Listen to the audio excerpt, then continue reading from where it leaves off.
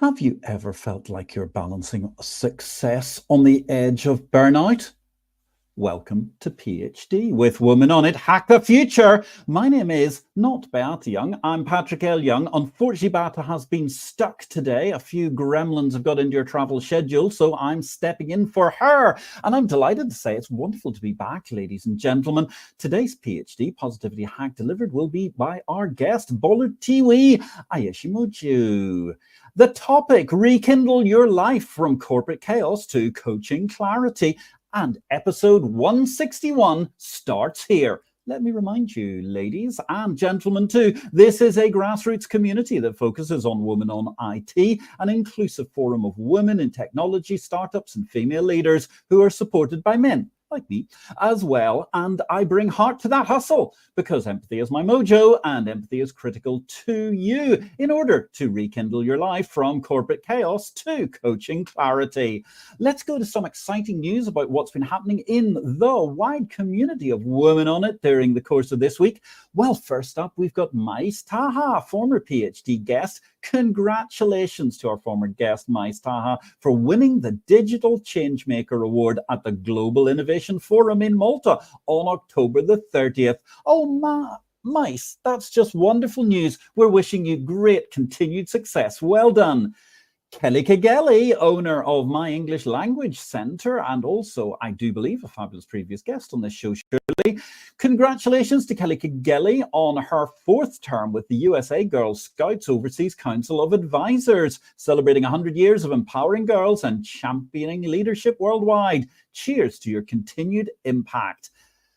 Another former PhD guest, the fabulous Nyla Beth Gavel. It was a pleasure to see you the other month when I was ringing the bell of the New York Stock Exchange. Nyla Beth, glad you could join us there. Cheers, Nyla Beth Gavel. You've been named one of DCI Live's 2024 New Power Women of Tech. Your leadership drives FlexNode's success in digital infrastructure. Way to go. Now let's get back to our topic for today. Rekindle your life from corporate chaos to coaching clarity. Have you ever felt like you're balancing success on the edge of burnout? Bolutiwi Aiyesimoju has been there from a high-intensity corporate role to becoming a transformative coach. She discovered the power of intuition in reshaping your destiny and identity. Now she's sharing her secrets in the Rekindle program, a 6-step journey to help you release, reconnect, and reignite your life. In the conversation, we'll also dive into the differences between therapy and coaching, offering insights for anyone who's felt overworked, disconnected, or stuck in the cycle of doing it all for everyone else. Gosh, ready to reclaim your energy, joy, and vision? Let's go. Bolutiwi, where in the world are you today? I am in London, and thank you for that very warm welcome, Patrick. You are very, very welcome, Bolutiwi. I didn't think I was going to get to do this today, so therefore I'm all excited at the idea I can do another show in my week. So tell me, therefore, Bolutiwi, you're in London. Are you from London originally, or where do you come from? I'm from Nigeria originally. I lived in France, so I have a French passport, and I now live in England. Quite international. Wow. Well, it's a big week for Nigerian-born women in London, isn't it? I mean, with a fellow Nigerian just taking the reins of the Conservative Party, and that's a very interesting piece of glass ceiling breaking going through there, which has got to be, whether you agree with the ladies' politics or not, at least it's exciting news for the Women on It community. Yes, let's say, but I'm sure she identifies very much as British at the moment. I'm sure she does identify very much as British, absolutely. But I think it's marvelous, actually, that whereas in the United States of America, you have to be American born in order to manage to get that top job. By the way, did you know they had an election yesterday? They kept that quiet. The thing is that, I mean, the great thing about Britain is I love the fact that everybody's happy to adopt anybody. So you can be born in a completely different country and still become a party leader, possibly the prime minister as well, which is a great advantage to the United Kingdom, I have to say. So tell us a little bit about your corporate career. You plunged into your corporate career, first of all, in France or in the UK? Definitely in France. I started working in France. I left the UK after university, went and did an MBA in France, and then was hired or picked by L'Oreal to work with them, and I did so for 14 years. So that's where I started my corporate career in France, definitely. Fantastic. So as a matter of interest, roughly when was that you were at L'Oreal? So I started working with L'Oreal in about 2002. Yes. Okay. And then, yes, that's when I started working with them. It was quite an interesting experience because, talking of glass ceilings, the process was I was working with three other men. So we were doing a project as an MBA, and all of us had the opportunity of being selected by L'Oreal. And when L'Oreal had observed us working with them for 9 months, only one person was chosen, and that happened to be me.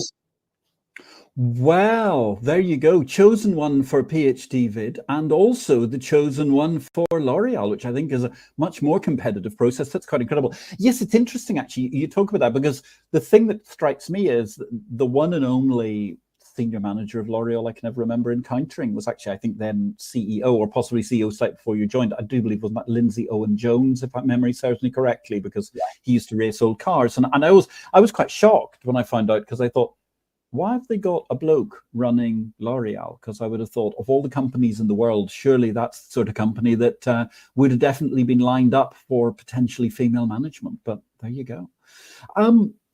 So tell us, I mean, how did that go? What happened in your career? Because obviously along the way, maybe this is a spoiler alert, there's an epiphany coming, right? Absolutely. So I dove into L'Oreal. I was completely driven, and I use that word intentionally. I was a hyper achiever. My worth was very much linked to my results. I was on the fast track. It was amazing. And I did all kinds of things. It was a great opportunity to work in several countries. All my jobs were international. I worked in supply chain management. I worked in diversity and equity. I worked in marketing and sales. My final job was in business unit management, and all that was amazing. However, at some point, I started getting whispers that this was no longer for me. And my left brain, ego mind was like, no, but it's good. The perks are great. You're getting great money. You travel business class. And I'm just going to say this right now to everyone. The soul wants what it wants. And although, yes, it was a great school and I learned a lot and many, many things I benefit from even today, at some point, I was going through the motions, Patrick, but it felt like my soul had departed. And that's when I knew I had to wake up and smell the coffee. That something had to shift. Otherwise, I was going to go from burnout to worse. So you're sitting in the wonders of the City of Light in Paris. You're immersed in what looks like the most incredibly glamorous industry. And essentially what you're saying is that whether it was the ballet, the opera, the Louvre, or just possibly the Tuileries Gardens, they were calling to you much more than the lure of next quarter's PowerPoint presentation. I love that you said so. However, this exit happened in Dubai. Fabulous place as well. But it had nothing to do with the city, Patrick. It didn't. It was just to do. I think everybody has their destiny, and there was just something in me that knew I could do, I could be, I could have more. And although L'Oreal was a safe plan, the plan that, people said, are you crazy? How could you probably leave such a job, such an opportunity? You're valued, you're on the fast track. Something inside of me knew that this was not my destiny. I just didn't see myself there in the next 30 or 40 years. It no longer lit me up. And so I would wake up some mornings, to be very honest, let's just keep it real, and I'd literally feel ill, like sick. And as soon as I said, okay, I'm going to call work and say I'm not coming in, a rush of energy will come through me. So I thought, I don't think I found the magic cure for illness. So there must be some mind-body discorrelation occurring when it comes to my work. Right. So you start listening to your body. Your body's sending you these messages. You're decoding them over time. Finally, you get to the point where you realize this is a magnificent company. It's an incredible opportunity. It has many good things, but it's just not working for Bolutiwi. That's a huge step to take forward. And it must have been, I mean, you mentioned that a lot of people thought you were mad. It must have been quite traumatic in itself to take that step into the wider world. I like that you use the word trauma. I wouldn't say it was traumatic to take the step. I would actually say it was traumatic to continue trying to bend my soul into a pretzel to fit into preconceived ideas or old plans. My body was not liking it. I was going through all kinds of signs, and doctors did not know what was wrong with me. They kept saying there's nothing wrong, but I knew there was something wrong. What it was when I really tuned in and I said, okay, I could stay at L'Oreal and I could leave. And I asked myself the question, am I prepared to stay? The answer was a very clear no. And from that moment on, there was peace. There was no real visibility or reassurances about what I was going to do next. That came later. But Patrick, that was, I would say, one of the best decisions I have ever made in my life. Following the call of the unknown. Well, that's the important thing. Yes. Go ahead. Sorry. I was just going to say, following the call of the unknown, the ego finds it scary that your essence knows that you're taken care of. And that is what takes us from good to great. Because, yes, it's important for us, especially women, I would say, to really trust our guts and not feel we have to bend into or fit into other people's ideas of what gets to be our lives. Whoa. Bolutiwi, I'm so sorry to have interrupted you a second ago, first of all, but that is really a profound message. And I have to say, I think it's hitting my masculine intuition just as much as it's hitting the many ladies and others who are out there watching us today. Ladies and gentlemen, if you're watching us today discussing From Corporate Chaos to Coaching, Clarity with Bolutiwi, then please do give us a little bit of a like or some love, would you? Because this is a great conversation, I can tell, after only 10 minutes. And we want to make sure more people understand by hearing from the robots what's going on in the world, and therefore that wonderful little AI thing can do its thing and get us further up the rankings of this great PhD show. So Bolutiwi, I mean, that's incredibly profound. You start listening to your own body. How do you know, how did it come about that you start then creating this methodology for your next stages of life?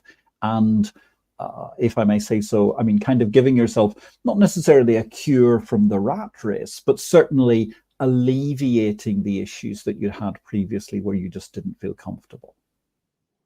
That's a beautiful question. So the first thing I did was the decision that I was going to leave. I was going to take a leap of faith, like leave the nest. L'Oreal was the only company I'd ever worked in. So that's number one.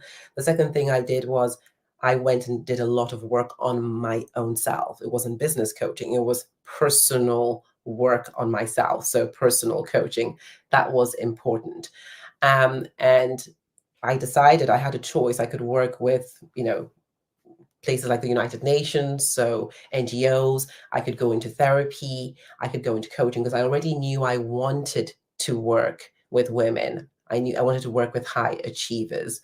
I truly believe that when women shift, the whole world shifts. It's a deep belief of mine.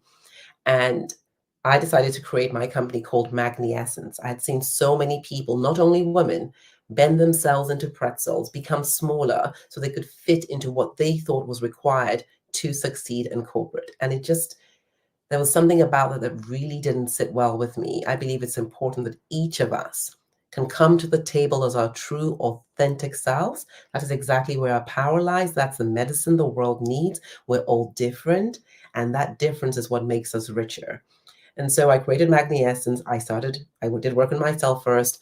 I started my own business, and it's been a beautiful, beautiful journey in being able to hold space and witness shifts and transformation in the lives of women. When women light up and think, ooh, I just reconnected to my true self, as opposed to trying to fit into everybody else's opinion, which is very heavy, of what they think is good for me. So that's how that process started. Rekindle came later.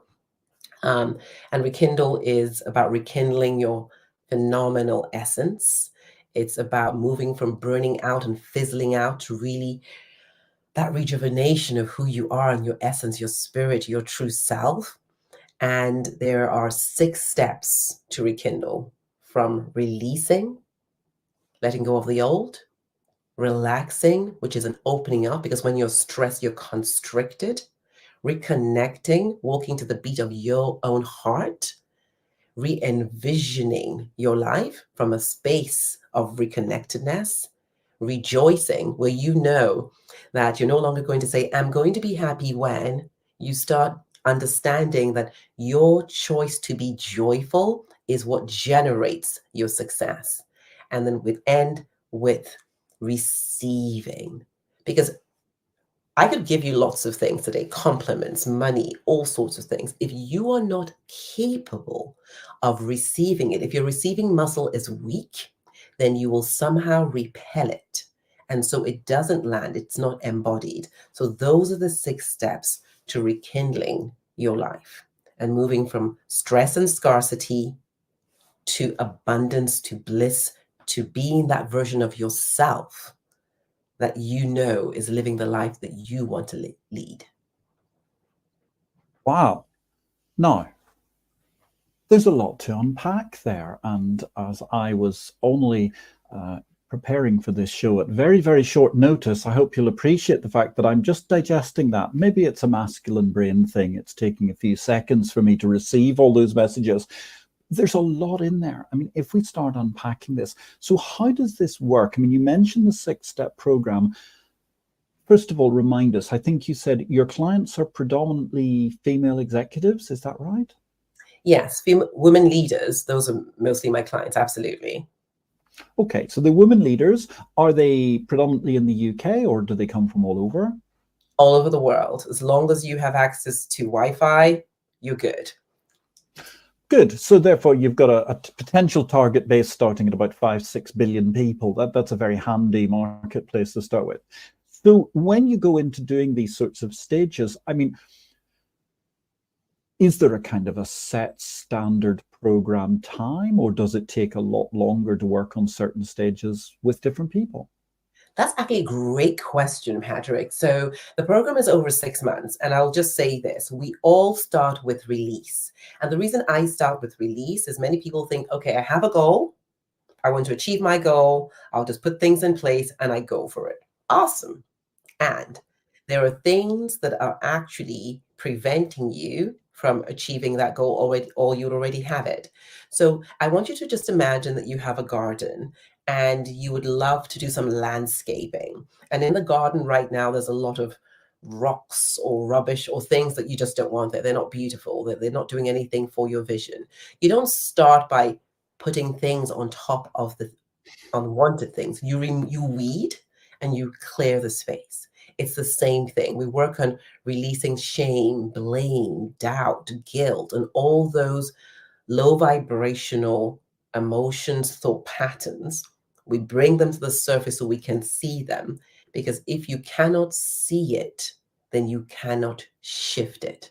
And if you're not shifting it and it's detrimental or not aligned to your vision and where you want to go, then you will stay stuck, which, by the way, is a part of why people burn out. So we start with release. And each of those phases is 1 month. So everyone goes through that. And it's beautiful because it's done it's a hybrid program where you have both a group element and an individual element. And so we're taking the adapted time for each person as well as moving with the group. And that moving with the group, if I might say something, accelerates the progress. When geese move together in formation, they move 70% further and higher than when they're alone. When women come together with positive intention, I personally have seen miracles happen. It's palpable in the room. So that's how that goes.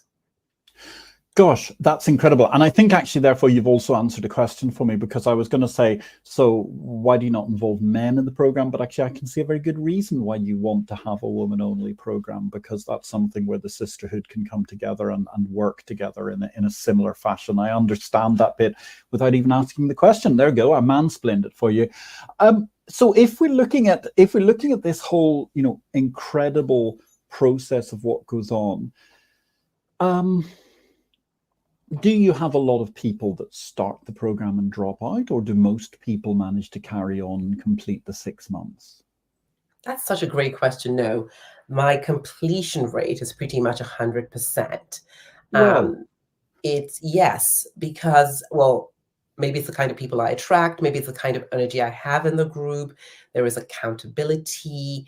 I'm holding people high, and also the kind of people I attract really, there's a goal they want, there's a desire they have, right? And so I don't have an issue with people coming in and not completing. This is not something that I have happened to have experienced, to be honest. And going back to what you said about men, I think you hit the nail on the head. In that group environment, yes, I desire for it to be 100% feminine. I have worked with men, but it will be more an individual one-to-one,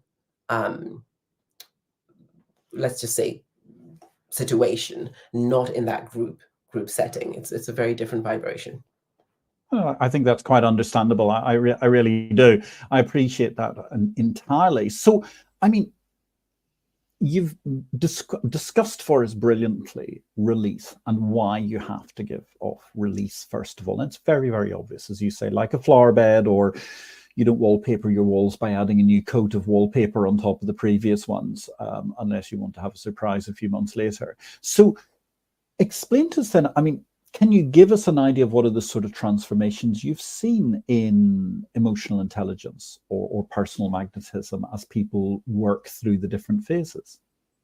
Absolutely. Where do I start? So I'm thinking of a lady, she was also in corporate. She was having horrible experience with one of her line managers, and this had been going on for years.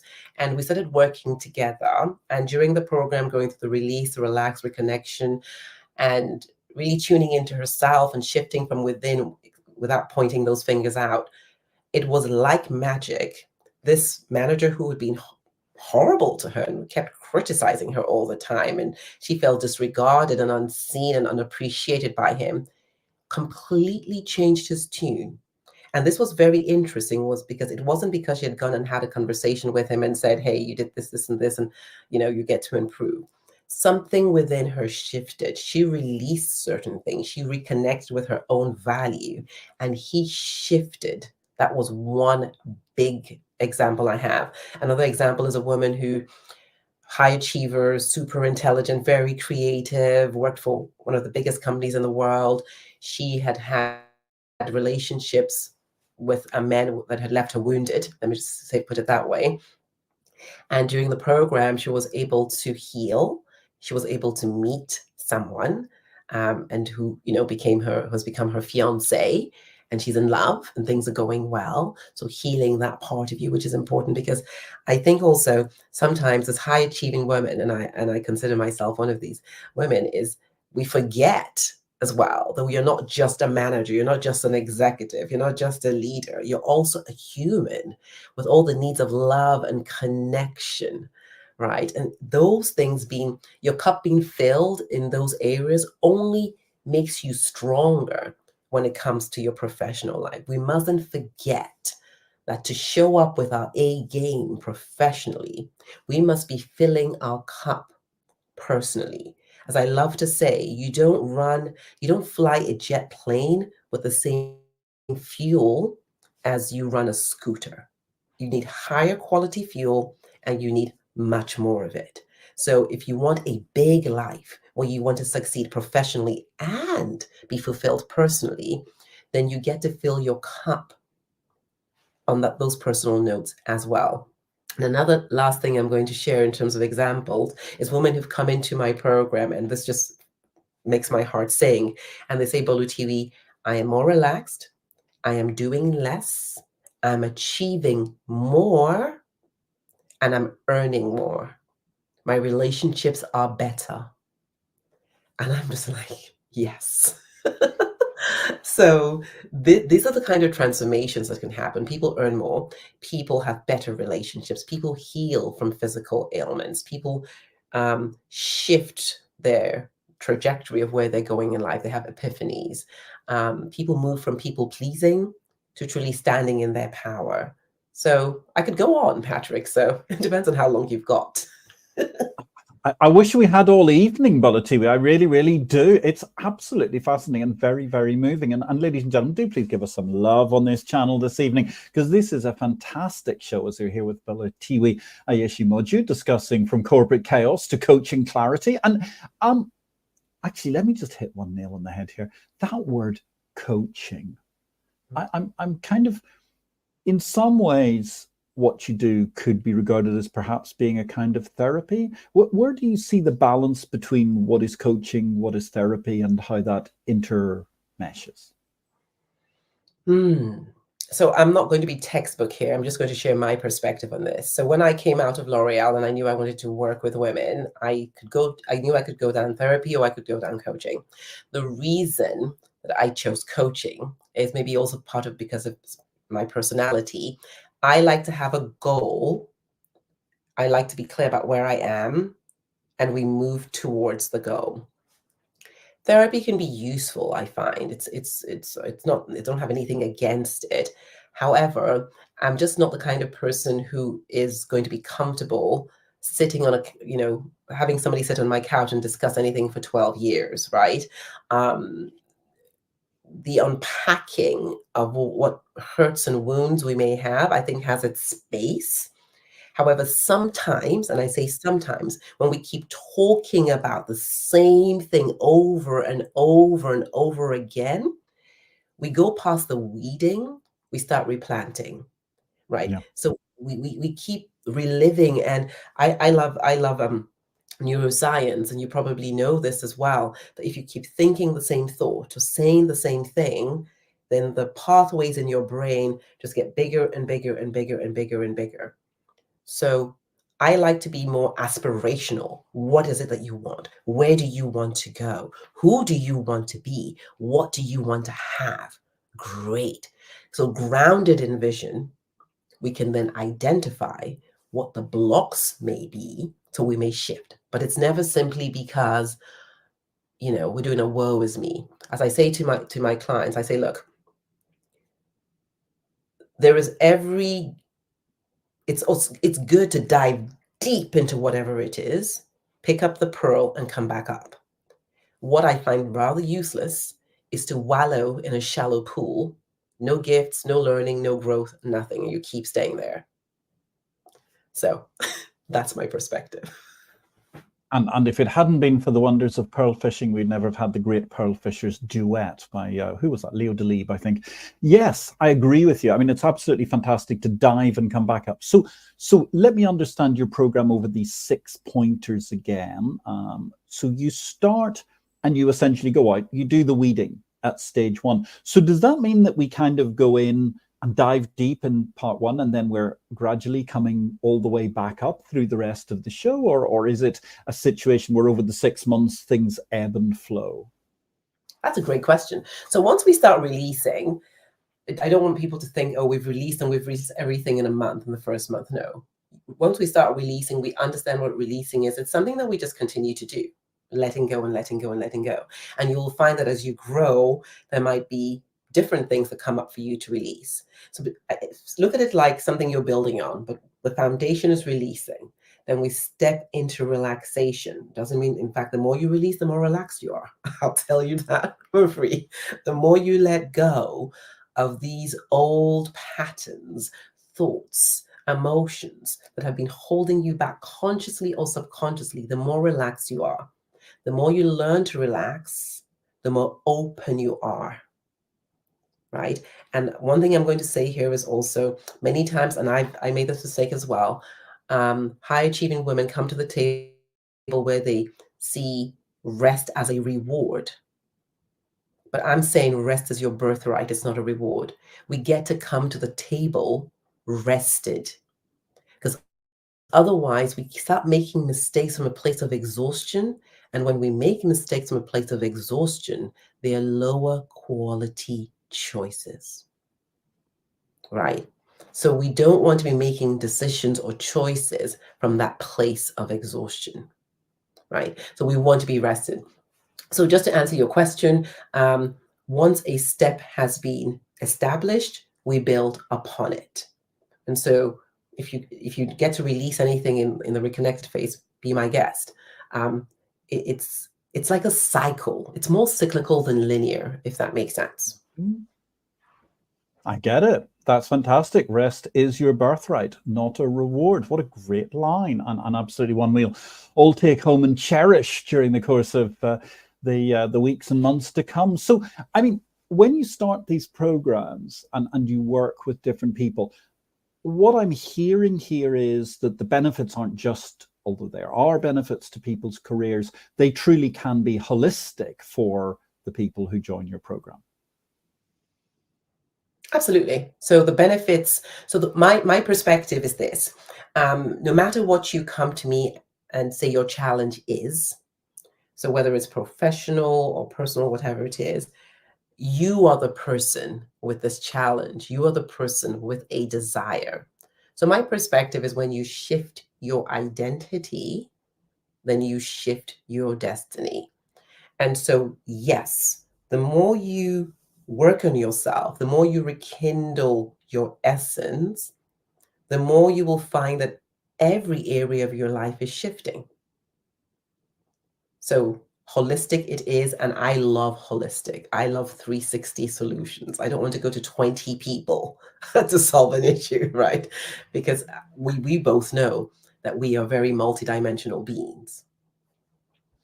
I get it. No, yeah, absolutely right. And indeed, you don't need to be in there for multiple different lines of, however we want to term it, coaching, therapy, or programs simultaneously in order to manage to do things holistically. And actually, so much of it is interrelated, as you yourself tell us from your original story of feeling so uncomfortable at work, which was impacting your whole life. So, I mean, is there anybody for whom this program cannot work? I have a naughty answer. So this program is not for you if your butt is too big, in the sense that if you're the kind of person who's always saying, oh yes, but, if you, oh yes, but, then it's not for you.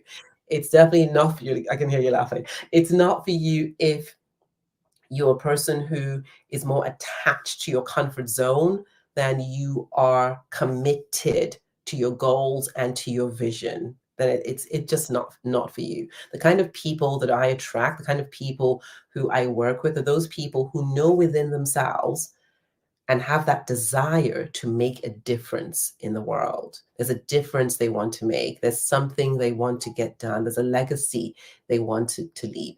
Or they're in a space where they're looking to reconnect with themselves, to find themselves again, and to move from that trampoline. So not for the people who are all about the but, all about the comfort zone, all about, oh, the victim, woe is me. It's just not the kind of container that will support that kind of reiteration of, let me just say, arguing for your limitations.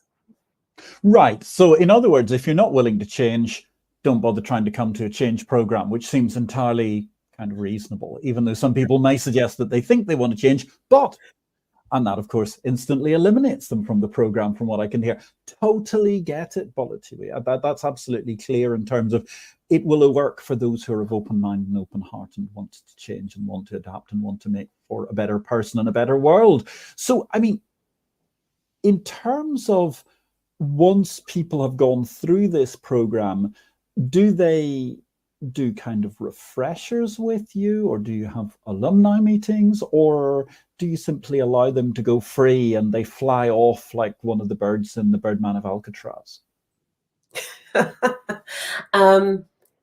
Completely a choice. I believe in sovereignty, right? And that's one of the things we work on. So if a person has finished a 6-month program and feels, I feel complete, good for you. However, my doors are open, and if they want to work with me further, that's also a possibility. So there are ways of working with me further, and that will depend on the person, where they're at, and what they feel they need at that point in time. But it's not a program where I'm trying to make anybody stay. Everyone knows what they've received during the 6 months. They know where they're at, and they will decide, do I want to start again now? Do I want to do something else? Completely up to the person. Freedom is key. So I get it. So you give and deliver remarkable sovereignty to all those that you're working with. What other points do you think makes your Rekindle program stand out from, say, other kinds of personal growth programs? I love that question. So one of the things that people have really told me that really, really they appreciate is the constant support. So there's daily accountability, which many programs don't have. So that's something that we have. They also love the fact that in addition to having the group sessions. We also have one-to-one sessions. You have that moment to dive deep into things that may be very personal and you'd rather keep, or where I can tune into your unique energy, because I'm very good at sensing is something in alignment or not, and then we dive deep into that. Another thing about the program people like is that we look at the mind, we look at the body, we look at space, your environment, and we look at your spirit. So it's that holistic approach. And when you look at all of those things simultaneously going with those four, it accelerates your progress much more than if you were looking at one at a time.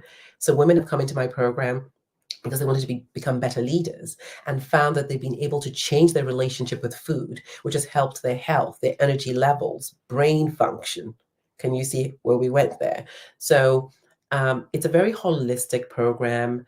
And if you want to be held accountable and you really want to step into commitment and consistency in the energy of a positive, high vibrational group, then this is definitely something that many people appreciate about the program.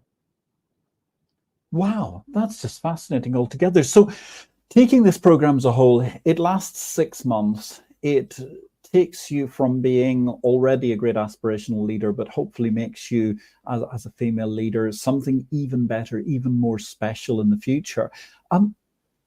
Are you able to share with us, I mean, particularly at the high level, say, some interesting success stories that you have, either at the micro level, in the real life area, or in the career area? Yes. So, for example, I've worked with women before who, when they started working with me, were very unhappy with their managers, were very unhappy with their salaries, were very unhappy with just everything in their lives. And by the time we finished working together, they were earning 3 times what they were earning initially. They'd shifted their relationships with their managers, were now living in a part of town they felt really happy about. So their whole life level upgraded. Another example I can give you is a woman who struggled. She's a leader. She's very successful at work, but had struggled with her relationship with food for many, many years. In fact, she had a weight issue, to be frank. And what was sad about it was she'd come to the point where she was so confused, Patrick, and so sad, because nothing she did worked. And she would say, this is right, that's right. And she just, where do I go with this? And as many people who are listening understand, when in your body, woman or man, you don't feel good for whatever reason, that chips away at the quality of your life. And I'm just so delighted to say, and she said for the first time, and she's kept it up for months, so almost a year now, she is eating in a way that reflects self-love as opposed to hating yourself. She's healing her body. She's shedding the pounds. She has more energy. People are complimenting her. And so that makes me particularly happy, because I used to work in the beauty industry, you know this, and people may say, oh, beauty is superficial. Well, if when you look in the mirror, you do not feel good, this in many ways can affect your confidence and your ability to show up fully in life and really go out there and do what you're meant to do. So I am so delighted for her. And another example I have is a woman who was going through a divorce. And anybody who's gone through a divorce knows that it can be hellish. In her situation, it was quite contentious, even had custody issues involved.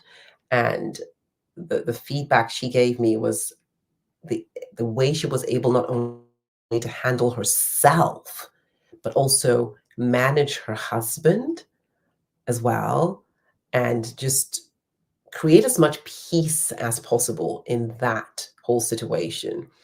And so she's now met somebody else. She's, for the first time in her life, with a man who she says loves her and cherishes her and is there and supports her, as opposed to she being the provider emotionally, physically, etc. in the relationship.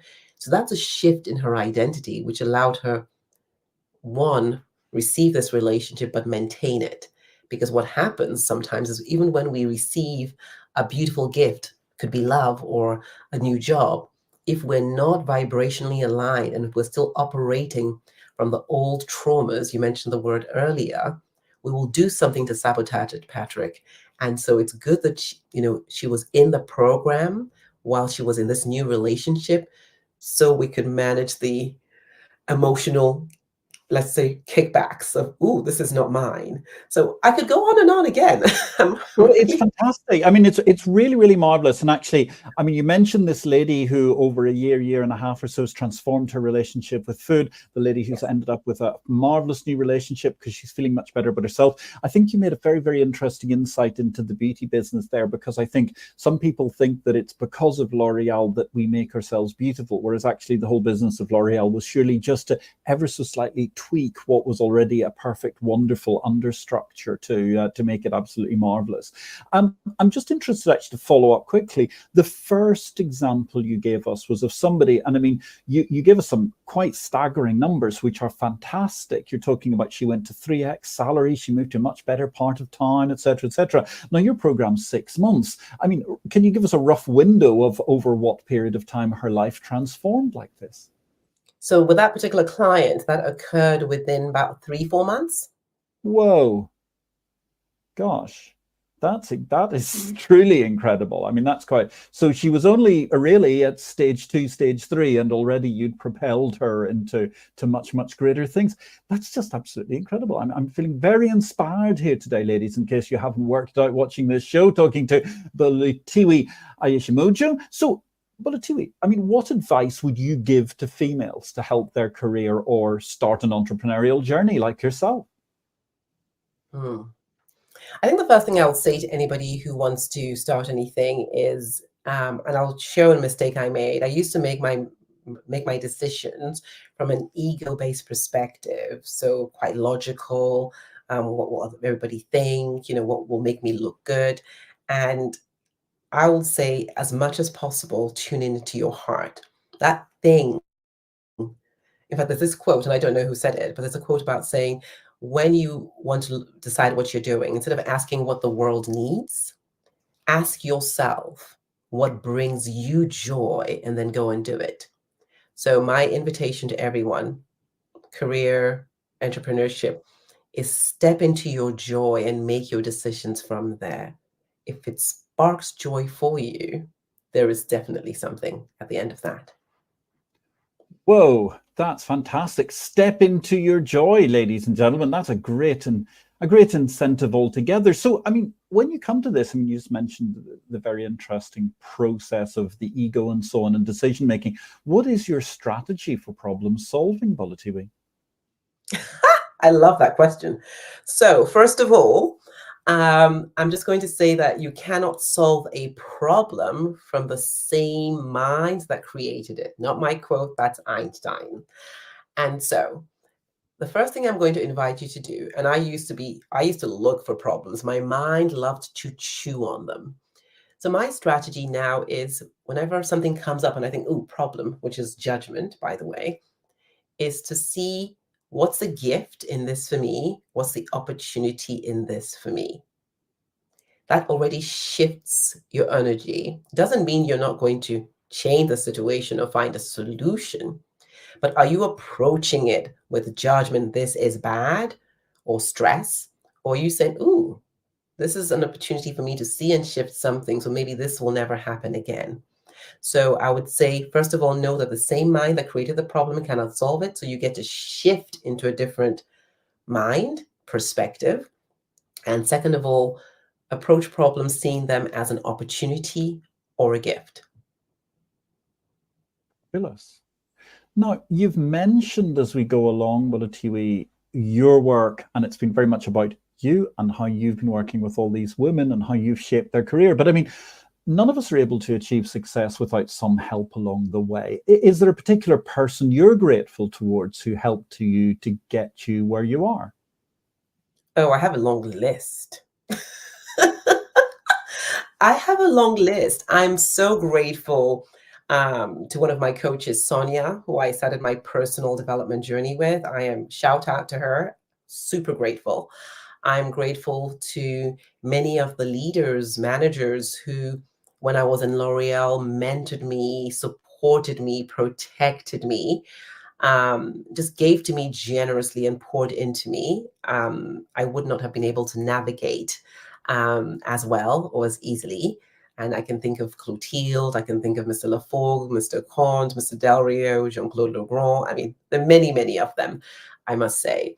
I'm also grateful to my parents, because one thing my parents infused into me as a child was confidence, the ability to speak up, to speak my mind, to share my opinion, not to be afraid of being authentically who I am. Because I saw many people in the workplace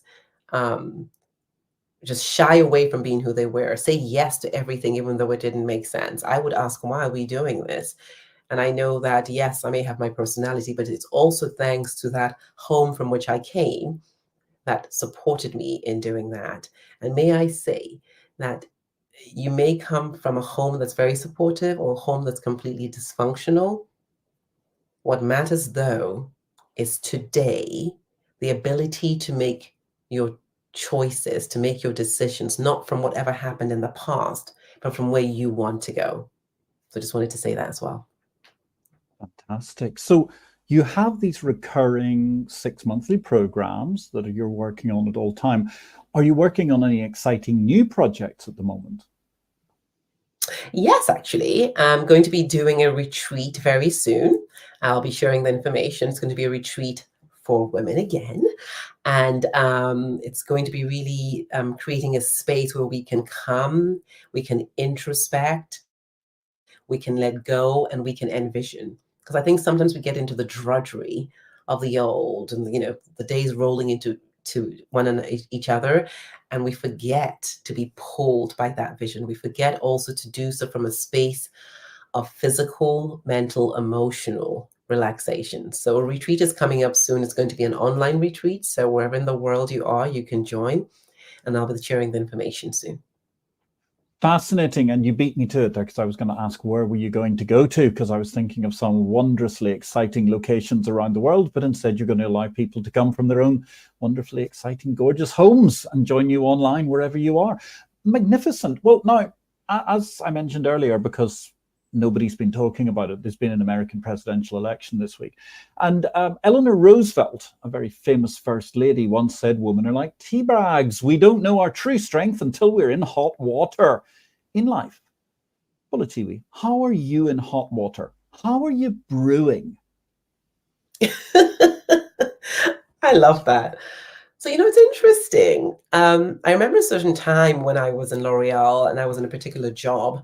And I don't know whether you've ever worked in corporate before, Patrick, but it can get quite political, to say the least. And I recall at that time, I was pretty young, I was under 30, and there was a lot of political backlash on something that I had proposed. And even what I would call betrayal, certain teams I thought we were on the same side, but they were basically just waiting to kind of push me out of it.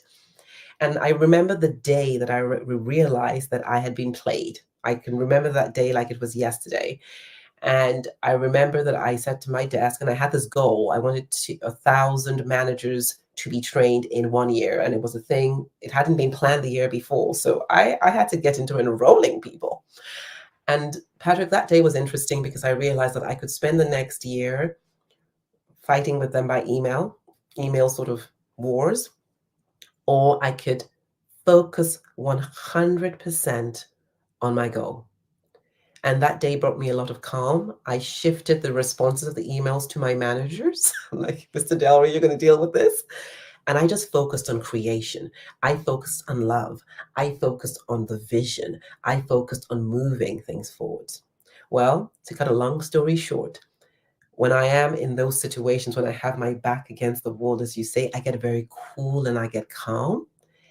And 1,000 and so people were trained by the end of the year. Objective achieved. So I was very pleased about that. So yes, when it gets hot, I can get cool. Wow, when the going gets tough, Bolutiwi gets going, no doubt about that whatsoever. Good for you. And I mean, yes, politics and corporate environments, well, let's not go there. There's a trauma for us all to relive at some stage. Tell us, on a more positive note, what's the #1 book you can sit back and think, oh, I wish I'd read that before I started my career? The Dream Giver. Fabulous. What's that about? Tell us. So that's a great book. Everybody should read that book. It's a book basically that tells you how within you there is a dream. And the only thing that's stopping you from fulfilling that dream is when you buy into the belief that you're ordinary. And people will want to pull you into being ordinary. But I don't know the beliefs of people, how spiritual you may be. The idea is that there is someone who has given you this dream. And if that dream is implanted, and it will not necessarily be easy to realize or achieve the dream, because you get to leave the land of the ordinary to go into the land of the extraordinary. And that journey is within. It's not a physical sort of journey. So the Dream Giver, I recommend everyone reads. If you read that book regularly, then your faith will increase, your confidence will increase. You will see obstacles not as tombstones, you will see them as stepping stones. So the Dream Giver, without any stretch of, like, that's the book you get to read. How marvellous. The Dream Giver by Bruce Wilkinson. Sounds like a fantastic tome altogether. I'm going to look it up myself at some stage. Now, let's imagine, because as you were saying earlier on, rest is a right. It's not something that you have to fight to earn. Let's imagine you could meet anyone in the world for a private breakfast. Who would it be and where would you choose to meet? I'll say Oprah. I want to meet Oprah because I love to interview people. I love her perspective. And I love how there's something she says which really strikes me. And she says that her life has not been built based on what she wanted to do. Her life is being built based on her asking in what way she could be of service, in what way she could be an instrument. So I would love to meet Oprah. And I would love to meet Oprah in one of my favorite theme places, a beautiful beach, white, pristine sand, turquoise waters. We're having breakfast and our feet are in the water. That's the scene I'd love to meet Oprah. Oh, I have to say, if you get Oprah's phone number, we'll be happy to host you nearby in our beach house. That's something we can possibly offer you. We can certainly offer you very pristine. I don't know if it's quite white, but it's certainly a lot brighter than the average sand in a lot of places. So there you go. It's a possibility. Very interesting. Oprah on a beautiful beach. It sounds absolutely idyllic altogether. And can you give us, please, Bolutiwi, your favorite life lesson quote? So I'll say there are two. One is shift your identity, shift your destiny. Because for me, if you're doing all the right things and you're not shifting who you are being, then you're shooting yourself in the foot. It's really not going to work or bear the fruit that it could. So any change you want to effect, anything that you want that you don't have now, one of the most important, powerful places you want to look at is, who am I being? Shifting that identity. And the other quote, you asked me for one, but I'll give you two, is gratitude is the attitude that takes you to the altitudes. If in life you are focusing on what you're grateful for, even through difficult interactions with people, difficult experiences, or difficult circumstances, even from a neurological perspective, this is one of the most powerful tools for a turnaround, for a change or a shift in the circumstances. But your gratitude is coming from within. You are stepping into sovereignty. You are stepping into self-leadership. You are choosing to find at least one thing for which you can be grateful, instead of having the laundry list of things that will cause you to be stressed and discontented because you are focusing on them. So those two quotes.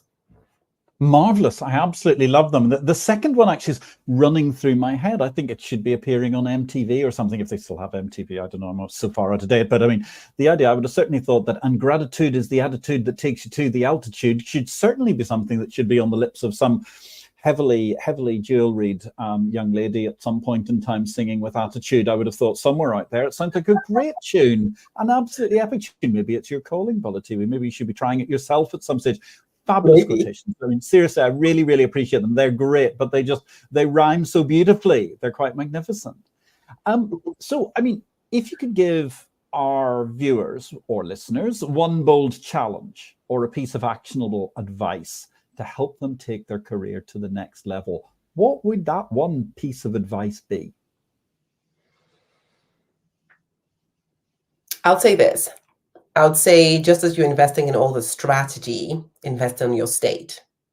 When you invest in your state of being, the strategy becomes so much easier. So invest in your state of being, invest in you as a human being.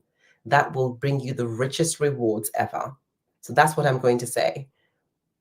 All the doing is great, but who are you being? Fantastic. And so how can they start implementing that today to get real progress? To be very honest, if you start implementing gratitude, for example, if you start saying, I'm going to rest, I'm going to prioritize my rest before I show up, that's another way of, stepping into worthiness. Look at your budget. What are you spending? Are you spending it on Gucci shoes and Hermes bags, which are all good? I have no problem with them. Are you investing in your personal development as well? Do you have a space where you can just get clear about what do I want and be really honest and vulnerable in that space, right? Are you also, another very important thing is to be very real with yourself. There are 4 stages of transformation, Patrick. The first one is to see, where am I? What are the issues? The second one is to surrender, to accept what they are and not argue and say, but it's not really that bad, etc., etc. Where am I right now? I don't like this, or I love it. This is great. The third state is to choose to shift. So what direction are you going to shift into? And the fourth, which is the most important, is then to stay there. So let's start with the first. What's your life audit? And if you want to hop on a call with me, I actually do a beautiful call where we look at various areas of your life and we can say exactly, okay, what parts of your life are you tolerating? What parts of your life are you celebrating? What's serving you? What isn't? Step number 1 is to see before you can go into any other steps at all. Wow. And actually, I'm seeing fizzing across my screen at the moment a fabulous quotation that actually I think is very apt here from Impama. You cannot stop negative thoughts from coming into your mind, but you can make sure they leave as quickly as they enter. But isn't it just a fabulous quotation altogether? I'm sorry, maybe that was something you were supposed to read and I read it off the script. If so, my apologies. Bolutiwi, thank you so much for sharing your insights and experiences with us today. Look, it's absolutely marvelous to see how you're transforming the landscape for women across the world, but paving the way for a more sustainable future. Gosh, we're leaving here much, much more inspired and ready to make our own positive impact from this week's show. That is it. I'm sorry to say, ladies and gentlemen, I wish this could have gone on for hours more, but that's it from 161 of the PhD live stream. Thank you so much to our guest, Bolutiwi Aiyesimoju. It has been a joy to have you on this show. To stay updated and ensure you never miss a positivity hack delivered, follow Woman on It and turn on notifications. Once a video has been released, we'll let you know. Next week's PhD is going to be absolutely phenomenal. We've got a fabulous guest, Ahlem Bedoui Ben Swila. Join us for that show, same time as next week. Thank you so much to everybody who participated today. And as always, our positivity quote comes from Positive Thinking Only and goes, look for something positive in each day, even if some days you have to look a little harder. And if you don't like something, change it. If you can't change it, change your attitude, as Maya Angelou said. Today is your day to hack the future, hack the positivity you want. My name is Patrick L. Young, stepping in for Beata Young today. Thank you so much to our magnificent guest, Bolutiwi Aiyesimoju. This has been PhD 161. Ladies, stay brilliant. Bye.